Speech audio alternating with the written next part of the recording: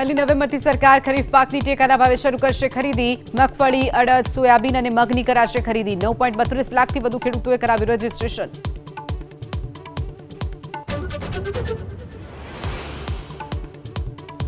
સતત 2 દિવસ માવઠાના મારથી ખેડૂતોને થયેલા નુકસાનને લઈ સરકાર એક્શનમાં. 48 કલાકમાં ખેડૂતોના હિતમાં નિર્ણય. ધારાસભ્યોની રજૂઆતની ગંભીર નોંધ.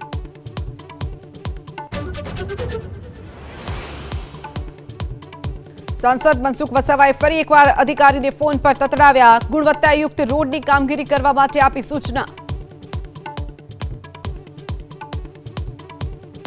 અને કપચી જ નથી, ખાલી મોરોમન પથરું અને ડામર તો છે જ નથી કે ખબર નહીં કઈ રીતના તમે સાધારણ તમે આમ હાથમાંથી પકડો ને તેમ માટી ઉડે છે. કોન્ટ્રાક્ટરની સામે અને જૂની એન્જિનિયર સામે ફરિયાદ કરો.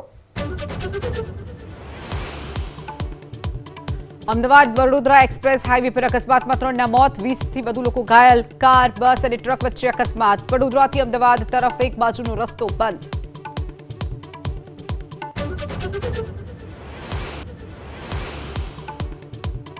ખેડૂતો માટે માઠા સમાચાર. આજે અને આવતીકાલે અનેક જગ્યાએ વરસાદ ખાબકવાની હવામાન નિષ્ણાત અંબાલાલ પટેલની આગાહી. હજુ પણ 12 કલાક સૌરાષ્ટ્ર માટે ભારે.